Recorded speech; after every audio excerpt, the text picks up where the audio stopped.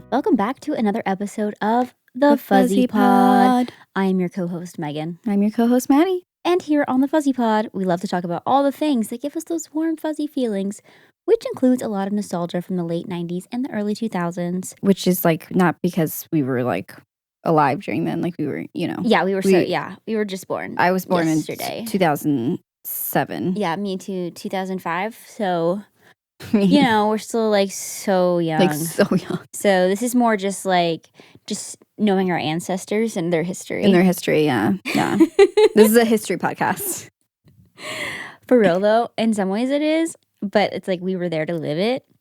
And the other side of it is we are desperately seeking warm, fuzzy feelings, which, of course, comes best served as nostalgia. Very easy to access warm, fuzzy feelings via nostalgia. Via nostalgia? Via nostalgia.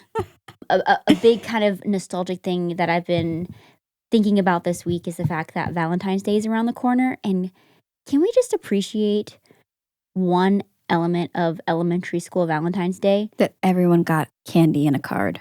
And the little boxes you would make. You get to have a whole class. Yeah, we would make boxes so that you can take home all your goodies. Yes, dedicated to collecting the cards in the class. Did you ever like not get a card from someone? Like that you were hoping for like to get one from? Or like you didn't get the big one? Because you know how like you go to Walgreens or Yes. Target or wherever and you get the like pack of like multiple, like will you be my Valentine and like a character and they would all be a little different. And then there was like 100%. two big ones, two bigger cards. I forgot about this. You'd like punch them out. Yeah. There was like a little sticky thing on there for you to stick a little candy on there.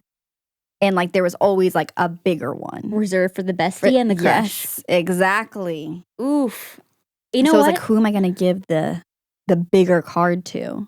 I don't know that I have like a strong memory of giving someone a big card or receiving one, but that also kind of checks I out. probably didn't receive any, if I'm being honest. Really? Were you ever popular? I was fat and nasty. Oh my god. Our vocal stem of the week. I cannot get over the fact that There was an actual Super Bowl ad there was an that actual said fat and I was fat and nasty. Super Bowl commercial said by Mike Tyson. I cannot get over that. Also, like, there were 3 commercials, right?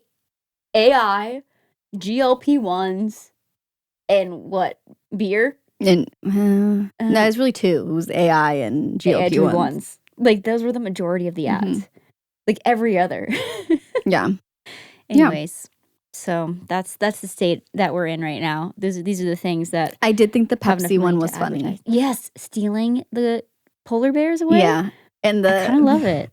when they like memed the concert Yes. where they're drinking. I mean, of course. I'm surprised. Like, I didn't expect that. I know. I think it's been enough time at this point that it's passed by the whole. We're talking about Coldplay Gate. Coldplay Gate. It's been enough time that it's like, okay, people are starting to forget about it, and now they're reminded again. Ugh, so funny. Because probably when they made it like 2-3 months ago, however long ago they made these commercials. Ago, yeah. Well, I don't know. Who's to say? Who's to say? They can probably turn those around pretty quickly. Anyways, that is the warm, fuzzy feeling that I'm chasing this week is Valentine's Day boxes. But my God, I'm having severe deja vu. Oh gosh, do you hate deja vu? Like, does it scare you a little bit? It's a little unnerving. It makes me sick to my stomach. Okay, tell me when the moment is over and when you're ready to move on. And I'll leave you with this little tidbit real quick. Someone once said to me that they felt that deja vu was a sign that they were exactly where they were meant to be. And not that I'm like super spiritually attached to that sentiment, but it helps me to feel calmer when it's happening. Does that make sense? Yeah. Yeah. I'll accept it. Moment over. Yeah. I need some sage. Some ethically sourced sage. This is the second time that deja vu has been brought up today. Wait a second. Is that deja vu? Oh gosh. Like no joke. Cooper was talking about deja vu today too. So I'll be honest. sometimes I wonder when it's you and I have deja vu, it's like, did we just have this conversation already, though? We probably did, is what it is, actually. I'm getting my blanket. I'm getting all cozy. I know, I'm getting kind of cold. I tried to be cute today and wear the top that Mom got for both of us that you then took hostage of for months. Well, here's the thing. You can't buy a top to share. Actually, she wasn't trying to share. She bought 3 pieces and she said you each can take one and then share the third, and you took all 3. There were other pieces there too. No. It was just 3. Okay, we're bringing it back to sisters fighting over clothes in the closet. It's classic. We're bringing it back. We're doing this on purpose for nostalgic feelings. Hey, it's okay because I stole it back, so it's fine. And I'm going to keep it. Hey, I let you rent from my closet recently. This isn't a rental. I made that clear when I did take it out of your closet. I was like, this one's not a rental. But about 10 other pieces you rented. And I do need to wash one of your other ones because a mystery liquid got spilled on me in a club. Oh. Which one was it? Can I guess? Yeah. The green knit? No, I wore that. I do need to wash that, though. I wore that poolside. Don't worry about washing it. It's fine. I'll wash it. Seriously. Don't worry about it. Everything kind of smelled like moist. When you were from my trip because I think it was so humid. Beach resort. Yeah. Yeah. Kind of liked it, though. I don't mind feeling humid if it's in a beach setting. I don't mind feeling a little frizzy. I don't feel like my hair frizzes out. Not in that context, because with the salt in the air, it's actually like your perfect salt spray. You would pay $100 to bottle that up.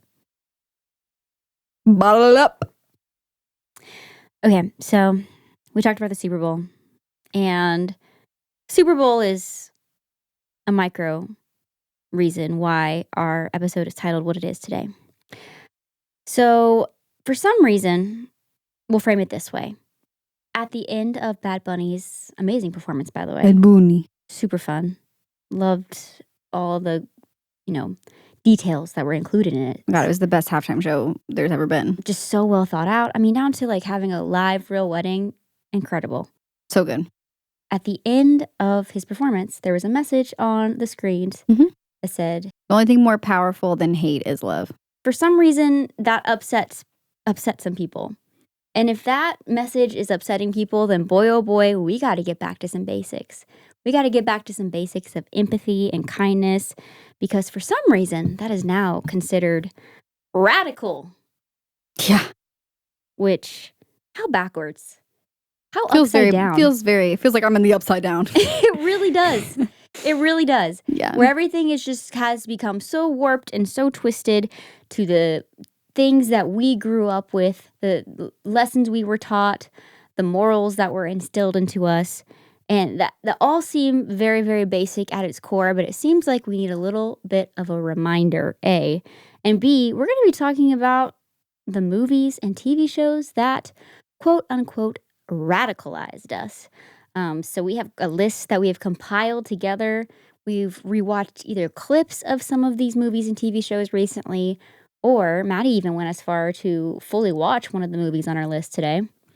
I think I did like a half one of some of them. A little halfer. A little half, yeah. I didn't fully commit. Watched mostly clips kind of on YouTube to highlight kind of specific moments. But any other kind of like thoughts on... So would you say for your research, you only sought to find things that supported your thesis instead of...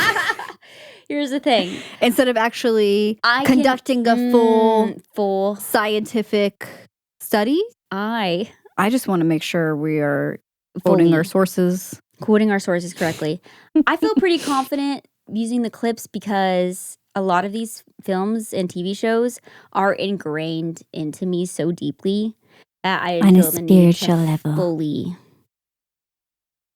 immerse myself again. Also, you can just close your eyes and go back. Seriously. Also, with a few of these, like, I'll throw one of the titles out. Pocahontas. Let's just start. Pocahontas, start there. Not a perfect movie, okay? Not a historically accurate movie. But it has some really beautiful messages in it. And that is kind of like the focus of that one. Yeah, definitely not historically accurate. No, not historically accurate whatsoever. Maybe some fetishization in there. There's some sketchy things going on. There are some sketchy things going on. So I'm just going to focus in on one simple message that has stuck with me for my entire life. And that one simple message shows up in the song that I'm sure you know, and that is Colors of the Wind. You think the only people who are the people who look and think like you. Literally such a simple line that has been ingrained into my head for years and years and years. And I just feel like people are forgetting the basics here. Yeah. And I think that's just the simplest way to put it is... Yeah.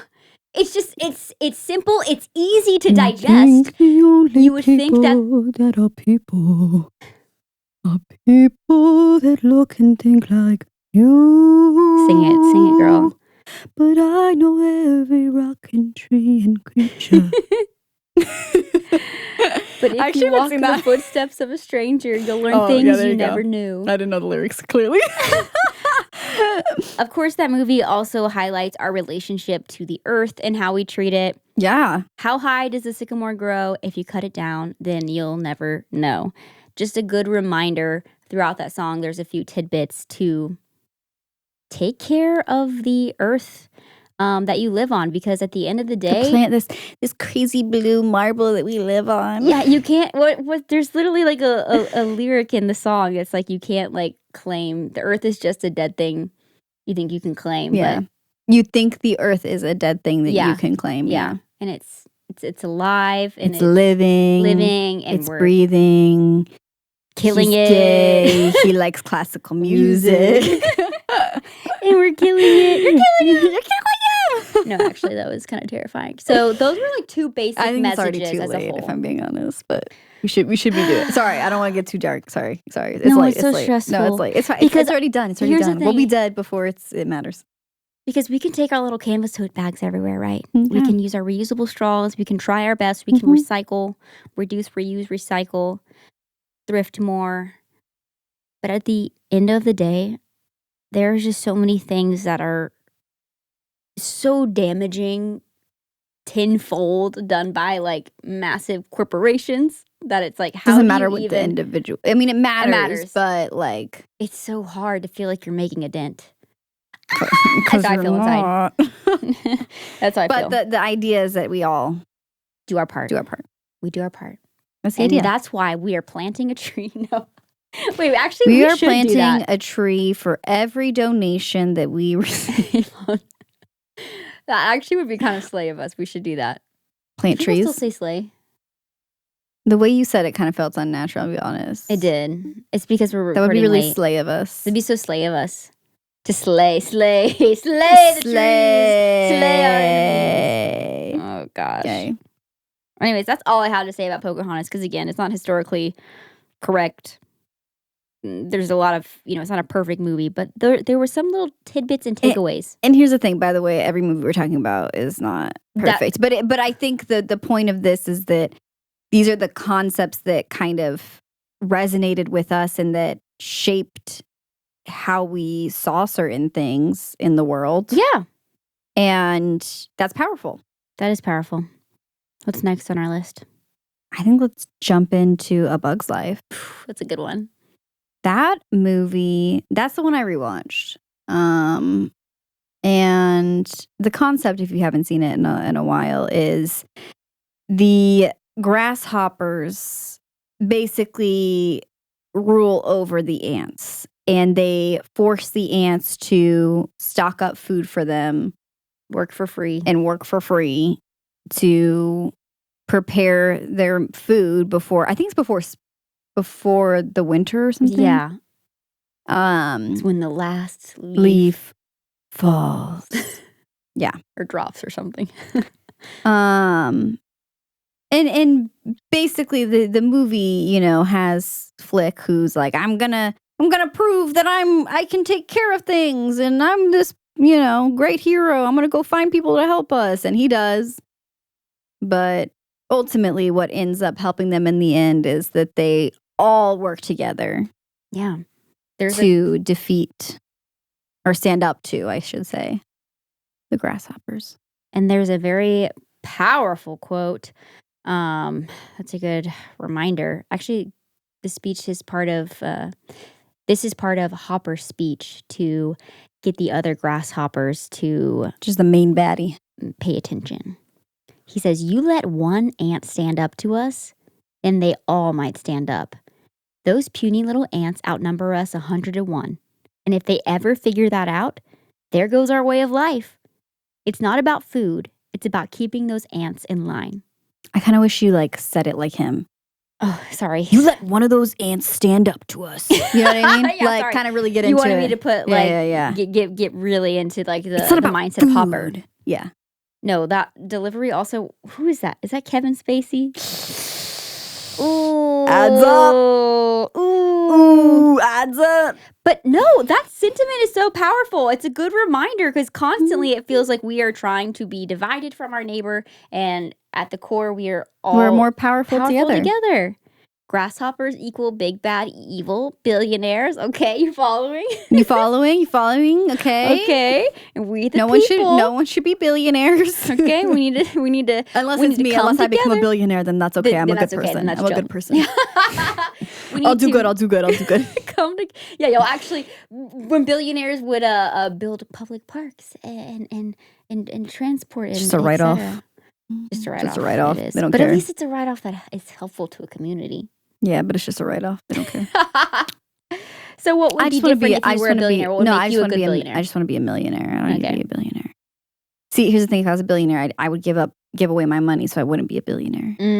Yeah. Because what do you need all that money for? You don't need that kind of money. What do you need that for? I think that you could be a healthy millionaire. Yes. And be a good person, I think. And have everything you could ever need. I feel like sometimes people don't understand the gravity of the billion. Yes. Especially when you're talking into the multi-billions. Like I'm not looking at the 1 to 2 bills, okay? Well, even that is a little It's concerning. a lot. It's pretty crazy.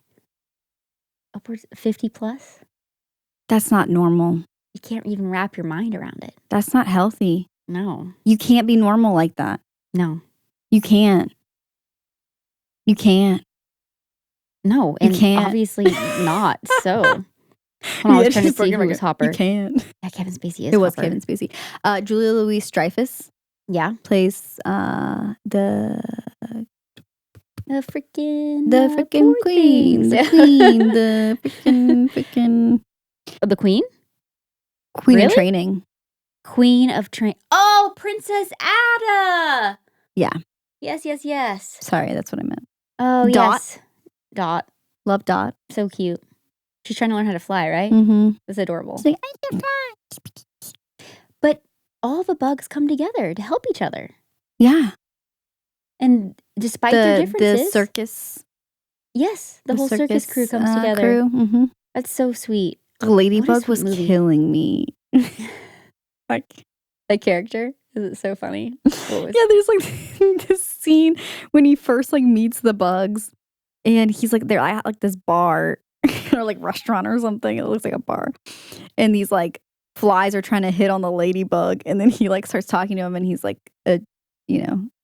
they thought he was a woman, yeah, because he's a ladybug, and he goes, "What? Just because of my name is because I'm a ladybug, you think I'm a lady?" And I was this whole thing, and I was like, "Oh my god, what's happening?" It's pretty funny. He's about to throw down in the bar. No, they did throw down in the bar. They got kicked out. They literally got kicked out. They literally did throw down. To be fair, those flies shouldn't have been harassing him regardless. No, literally. Oh my gosh. Any other thoughts on A Bug's Life besides the obvious that's just given in the entire monologue? Don't try to be a hero. I'm just kidding. Gosh. Well, I do think that the message with Flick too is is that his name? Mm-hmm. Yeah. Is he was trying to in his own way do it on his own to get credit for being the savior and hero or whatever. But then ultimately they all work together. Because they're stronger together. Yeah. But also they were kind of like, you're a loser. You're doing all your inventions and blah, blah, blah. So it's like, he was kind of being bullied too. That's complicated. A lot of things going on there. But also was his fault that they lost all the food for the grasshoppers in the beginning of the movie. So it's like, he was clumsy, yeah. Yeah, maybe you should just kick him off the island. You know what I mean? You're like, actually, maybe Flick sucks, and y'all could have come to this conclusion on your own to all work together without him there. I'm just kidding. Okay, we're going to talk about robots next. Robots kind of has some similar themes that are highlighted also in A Bug's Life. The main thing I want to point out in Robots the movie, if you haven't seen it in a while, is there's this whole dilemma where these robots kind of live in a society where they're able to constantly do get spare parts, upgrades, get through spare parts to sustain life, and to alter their bodies to be whatever they need to be for work or to get older, to grow, etc., etc. Yeah. Now they are being forced to no longer have access to the spare parts to make it easy for them to functionally get the health care that they need. And now if you can't afford to upgrade, you will literally fall apart and die. Big corporations are prioritizing their profit over the lives of the lower income robots, okay? But also this they sound want familiar? they also want them to all look the same. Yes. All the same, all shiny and new, no personality, no free character. expression. What'd you say? No character. Yeah, no character, no big booties. No big booties. you know, have you seen that movie? No big booties. There's just a lot big booty. I like big booty. I just referenced that song today in that meme. I was like, You're do y'all welcome. remember this meme on You're our stream today? Thank you for bringing it back to my attention. Hey, you're welcome. I also got it on my TikTok. Hey, you're welcome. Hey, you're welcome. I sing that probably once a week. It's classic. It's classic. Continue. Anyway, this movie has commentary, of course, obviously so, on Consumerism. consumerism, capitalism, greed, etc., etc. The filthy rich. There's a lot of just themes that we're seeing reoccurring very much in present day. Yeah. I will say one of the things that really stuck out to me about that movie as a kid is the beginning when they're like, honey, let's make a baby. And then they were like, I thought we got a boy. And then he goes, we're missing something. And then holds up a nut. And then hammers it on. You just hear the baby cry. That's really what radicalized me. Oh my gosh. What a movie. What a film. What a film. What a film. What a piece of cinema. I want to go back and rewatch that. I want to rewatch that. Hey, another inventor too, right? Isn't Rodney's whole thing is he's an inventor. That's his whole thing. What He's was an with inventor.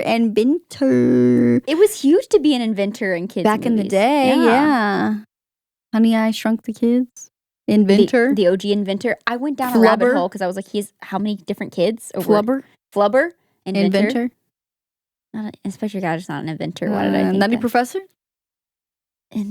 No, I don't know actually much about that movie. Neither if I'm being honest. It won an Oscar. Yeah, we learned that. We did learn that here on the Buzzy Pod. Oh gosh. Which are we going to talk about? When are the Oscars? Are we doing I don't know, man. I can't keep up. Honestly, I'm gonna be real with you. Who cares? Award shows. I can't keep up.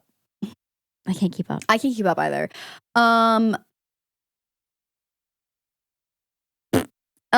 Robots. Oh, doesn't she fart a lot? Who? Big Booty Fran or whatever her name is. I don't remember. I think but she that farts. is very also 2000s kids movie core. That was the funniest thing. I mean, farts are funny. I'll give you that. But sometimes it's forced and then it's not that funny. Well, these days it's not as funny because back in the day it used to be, back in the day that more was natural. Peak comedy. Yeah. Little toot. I'm trying to think of the funniest iteration of potty humor, and it might be Bridesmaids. White chicks. Move, bitch. Can't beat it. Wally. Oh, Wally. I did watch the first. This is the movie that I watched half of. I was really hoping you'd go, Eva. Wally. I can't do his voice. Wally. It's like a little deeper. Eva. It's like the rest of the podcast. That sounded like He was like a pain. dying ET. Yeah. It sounds like it was like the end of his life. Eva. Like his battery's running low, his solar power battery. Yo, Wally, let's get into it. I mean, Let's kick it. A neglected earth, overconsumption, extreme reliance on technology that ultimately leads to Gluttony. a life with little purpose Or human interaction. or human interaction. Which there's a little something to everybody's addicted to their phones. Hello? Not There's me, a little man. bit of that. I left work today phoneless. Does it feel kind of nice? No, like I left it at work and I was like, I felt lighter. I legit felt lighter when I was walking out and I was like, oh my God, what a good day. And then I got to my car and I was like, wait, I don't have my phone. I was like, That's why I feel lighter. literally, yes. Mentally, Mentally, physically. spiritually, physically, emotionally. I mean, everyone's getting bricked up. Have you heard about this? The bricks, yeah. Yeah. Brick it up. They're getting bricked up. How about you just practice self-control? Yeah. That's because that's the point we've gotten to. That's why I'm bringing them up. Yeah, I don't feel like I need that though. Like I barely go on TikTok. Well, Working like 80 hours a week has really been good for that. It's funny. That's crazy. We should probably reiterate, by the way, there is an app, a tool called a brick. It's a device. A device that you attach to your phone that literally will brick you out of your apps. And until you physically use the device, wherever you leave it, you can't get back into the apps that you choose to brick up. And then you That's the- only get like 3 unlocks every, like you can use them up basically. And then what? You're never no access again until you get I think it onto a new resets. device. Yeah, I think it reset. resets after like a few weeks or something. Oh, that kind of makes sense. I feel like they have to have it do that. Otherwise, Yeah. people are going to like lose it and then risk being locked out. Forever. But the fact that we're to the point where we're needing devices to assist with that says something, man. I feel like my screen time is like so low. Mine's pretty bad, but I also use it to do some work sometimes. So with that, it probably goes up. But I'm pretty bad about like scrolling. I'm pretty bad about scrolling, mostly before bed. I'll do like a little bit of scroll time before bed, and then usually watch a show or read. Like for the week, for the last 7 days, I've only spent 2 hours and 2 minutes on Instagram. Is that a lot? For the whole week? What's today? Like, no, that doesn't feel like a lot at all. No. No, It's like the end of the week. 7 days. Yeah, I that's think it's not like bad at all. I think it's like a 7 days. Oh, mine's probably like 8 million hours. I'm like embarrassed to look, honestly. How do you look at the specific app? You have to see all weapon. Okay, here we go. Okay. Today, what's your today? My total for the week on Instagram is 4 hours and 15 minutes. And then 1 hour Okay. and 12 minutes on TikTok. Here comes in some things though. Messages are included. I haven't used TikTok. 3 hours on messages. I've only spent 20 minutes on messages today. For the week, 2 hours. Okay, so we're about the same on messages. Yeah, some of this on here is CapCut, etc. Peacock is my most used. I mean, That's yeah. because I watch shows a lot. You watching Traders? Are you caught up? No, I'm not watching Traders. How many times have you picked up your phone today? I have no idea. It tells you? It tells you. That's embarrassing. I'm scared. It actually does all devices. I'm just going to do my phone. Okay, total pickups today. You want to guess? 250. 112. Okay. My first pickup being at 3:05 a.m. Oof. to like Kirby Optical Potty. I feel like mine doesn't count for my first pickup time. So total pickups for today, it's 73. Okay, that's not too bad. And then my most used app after pickup was messages. There you go. 24 times. Just communicating. First pickup was at 12:06 a.m. But we're not addicted. We're fine.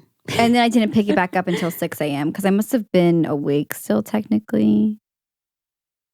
Notification. Oh my God. How many daily notifications do you get? I actually, every time you keep bringing it up and I keep exiting I'm out sorry. and I'm sorry. have to This look it last back up. one. This Okay. last one. I didn't know I had all this data. Okay, it's a little scary. Okay, do I find it under, okay, see Keep going. all. You just scroll down. Notifications, 78. 59 of them were messages. 59 messages in one day. No wonder I'm terrible at texting people back. Bro. I mean, that probably is not a lot, but it feels like a lot to me. It feels like a lot. Okay, today, 131 notifications. Dang, girl. 74 text message notifications. Okay, well, 30 of those are me, so. It's too much. It's all too much. All right, let's get back to it. Wally. There was one quote said by the captain, one of the humans, because there's very, very few human lines in this movie. Captain B. McCrae, who, when he realizes that there's a chance that Earth might have a little bit of life left on it, and the autopilot of the ship is trying to suggest against going back, that they should just kind of be where they are. He says, I don't want to survive. I want to live. And that's like one of the more powerful moments in Wall-E. Yeah. Of just like this human kind of waking up and realizing that they want to risk, kind of going back to help rebuild, hopefully, the Earth that they left behind. Yeah. Beautiful. It's kind of beautiful. The whole movie. Well, gorgeous. It's been a while since I've seen the whole movie because, as I said, I saw the first 40 minutes and then didn't finish the rest of it. And then I watched the rest in some YouTube clips. Yeah. But I mean, we remember, a lot of people just becoming very complacent and just kind of existing in their own bubbles, really, with their technology and their floating chairs. And not really living out a life with purpose, really, truly just surviving. They're basically living like on a cruise ship in space. Literally. We're not far off, floating around. They have their screens constantly in front of them. Floating around. Aye. Also, too, there was like one big corporation that really like took over. There always is that one big corp. And on Earth, you could just see like, it's like, oh, this corporation ran their grocery stores and ran this and that and that. Like this branding is all over everything. Sketchy, man. Scary. Sometimes going back into these movies that have sat with us for a while and just realizing how many parallels there are is a little terrifying. It's very scary. Okay, this might be the deepest cut movie that we're going to talk about, and B, one of the deeper topics and heavier topics. Yeah. That is a DCOM of all things. You heard Disney it right. Channel original movie. Let's watch a Disney Channel movie. We're gonna watch a Disney Channel movie. I know. I had to stop. I was like, I've got to stop. She's gonna say something if I don't. She's gonna get mad at me if I don't. No, I was gonna come in with harmony. Is what I was gonna do. Okay. I'm sorry. I didn't know. Go either way. Oh gosh. The DCOM that we're talking about is The Color of Friendship. This DCOM is actually set in the 70s, which I low-key forgot about. I didn't realize it was a period piece. Yeah, it's a period piece, which makes sense because it tackles the subject of apartheid. And so it was like during like the height of that, which, to be fair, honestly, I need to go educate myself even more on that. I was realizing that as I was exploring the themes of this movie and watching some clips of it. But The Color of Friendship, the premise is this. It's based on the true events of a woman named Piper Dellum's life.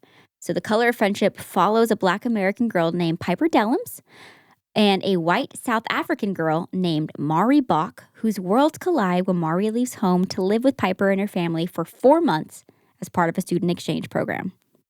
So this Disney Channel original movie, by the way, tackles the subject of racism, prejudices, and then, of course, empathy and friendship beyond our differences. Mm-hmm. Every clip I watched, so what are you singing now? I was going to sing Pocahontas. Sorry, it just came back to me. Oh my gosh. Did you end up getting a chance to watch some of the clips in this movie? Not in a bit. I've seen clips in the last like 2-ish years because I think we've actually talked about this movie briefly before. But not this time. it tackles some really heavy subjects. It uses some very intense language, which is, kind of intense for a kid's movie, but it brought attention to, hey, this is real life. Real. This is real. This is something that is important to talk about. I also thought it was really interesting the fact that even Piper's character kind of had certain, what's the word I'm looking for? Expectations or stereotypes based on the exchange student being from Africa. She was expecting another black girl her age. And so when she sees this white blonde girl come out, they're kind of taken aback. Then Mari, this white South African girl who has grown up treating women like Piper as second-class citizens, and is now living with a family who the dad, is a counsel, works for the government, and they're like, oh, whoa, you have a government job.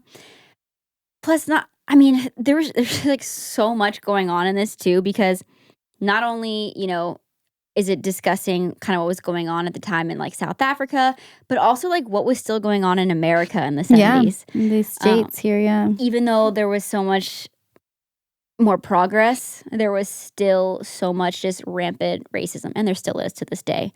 And that is kind of why we're talking about this again, all these movies, because it's hello, when did we lose? Why are we losing sight? Why are we losing sight of where we need to be heading and continuing to head? Because we're not heading in a good direction right now. And I think the core of that is just forgetting two things that are really important in this film, and that's empathy and looking out for people that don't look like you.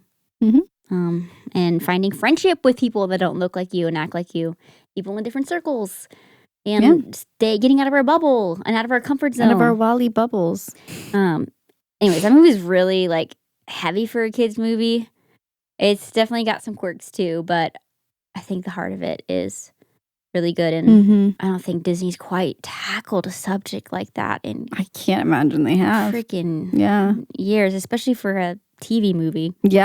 I did want to point out the real life Mari, when she went back to South Africa, she of course went back with a changed heart and wanted to help in the movement.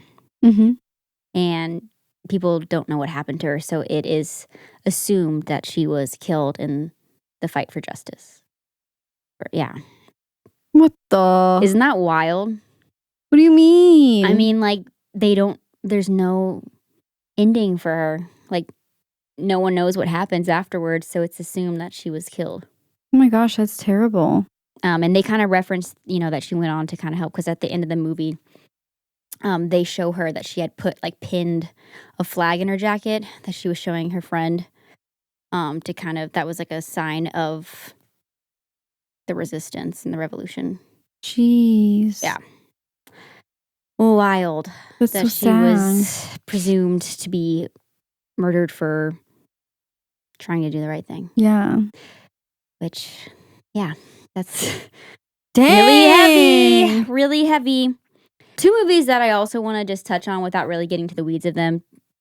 The Hunger Games and Star Wars. Just as a reminder that these are movies about literally fighting the big bad empire. And as a reminder, we root for the rebels in these movies. And so that's basically it. There's not much more to add to that. I mean, I'm sure there's a lot of, discourse to be added around it, but that's kind of hey, remember the core of those movies? Yeah. No, genuinely. Remember? Do you?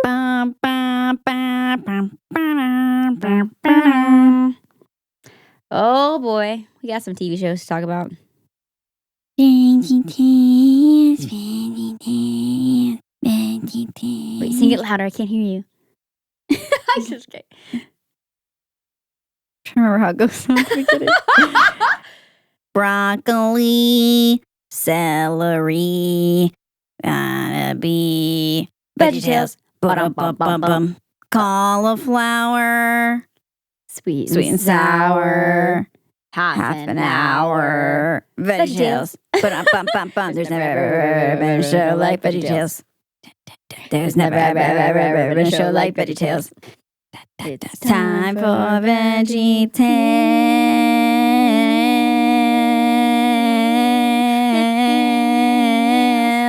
Sorry, I was flat.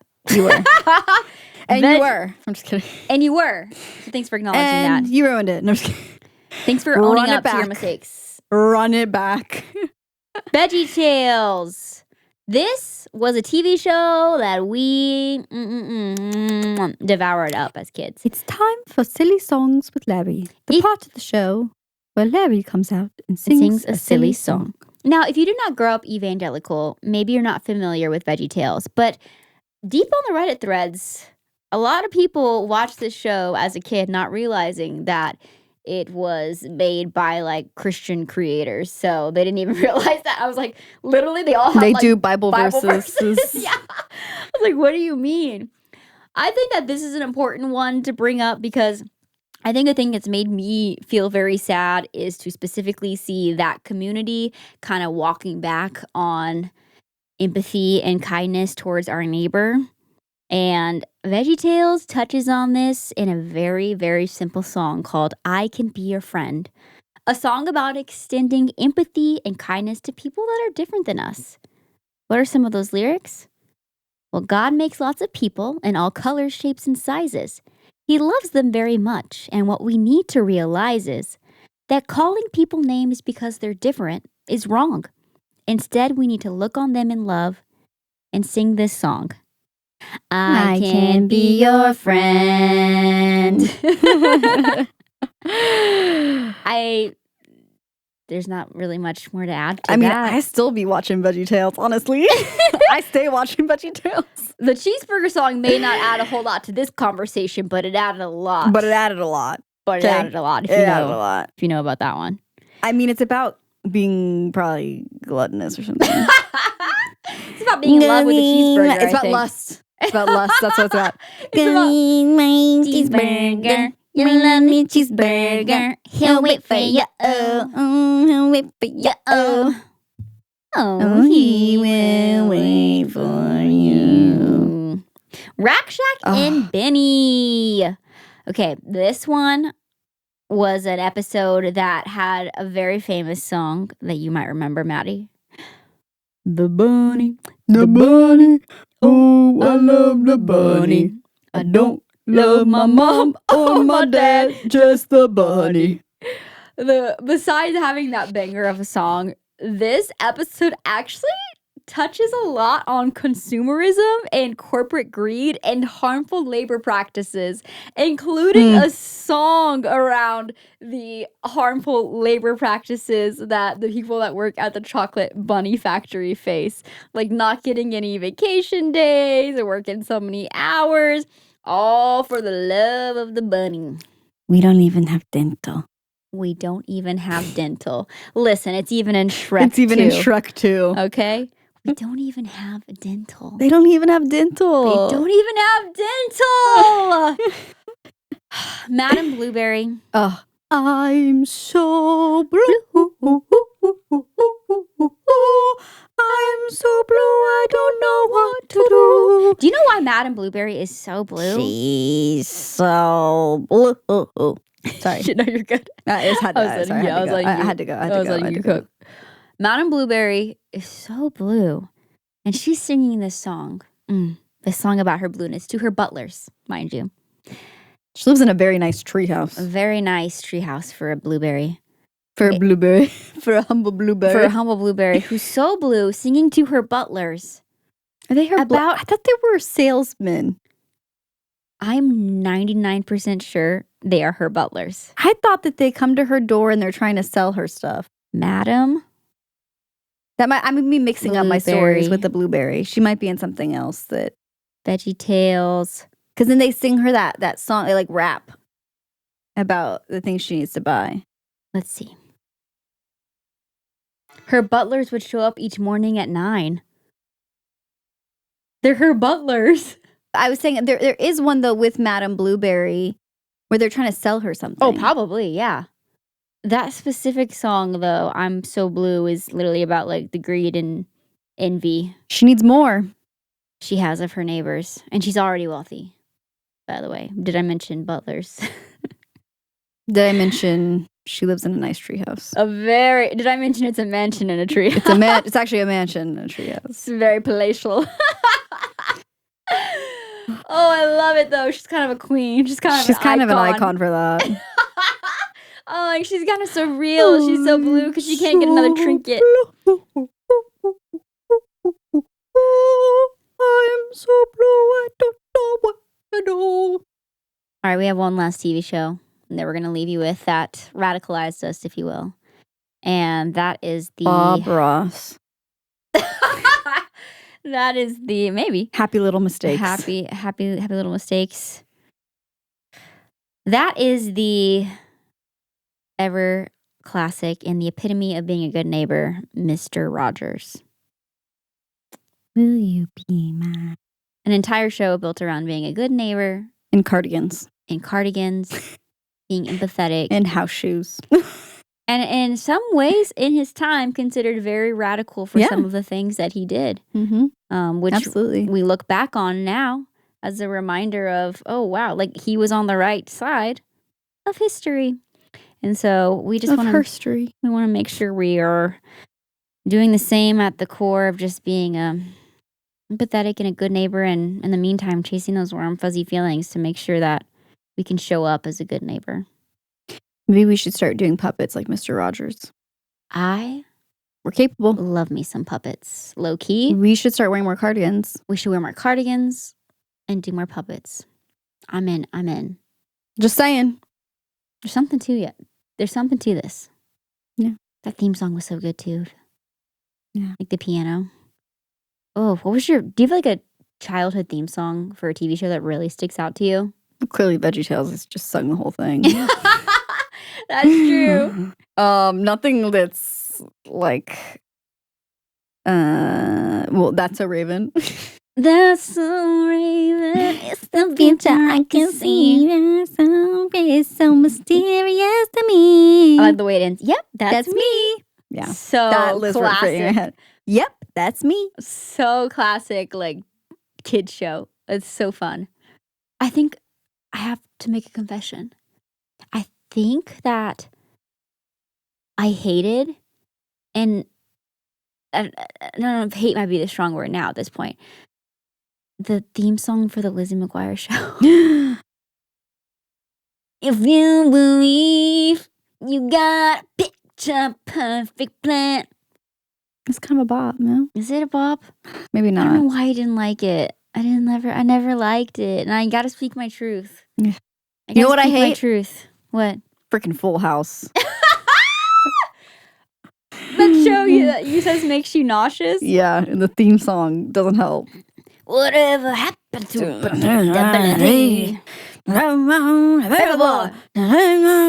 kind of aggressive with it, no? It's His a little delivery. much. Yeah, it's a little much. I'm kind of with you. You know what? I just haven't watched. Just feels like he's singing too hard. Yeah.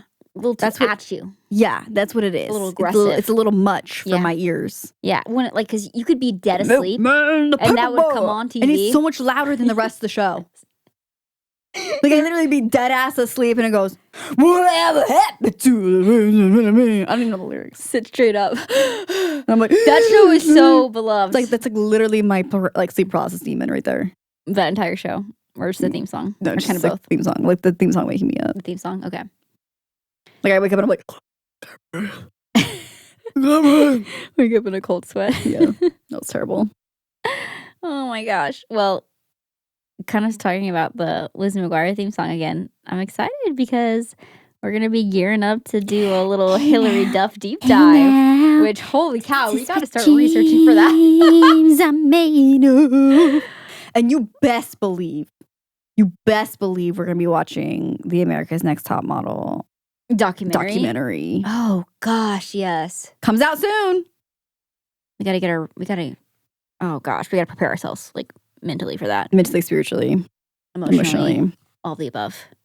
Joe, thank you so much for being here for another episode of the Fuzzy Pod as we talked about the things that radicalized us.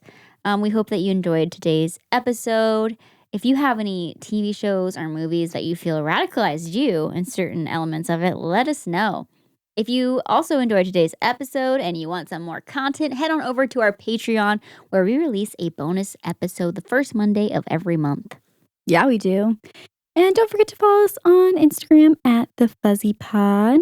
And with that, we will see you next Fuzzy Friday. Bye. Bye.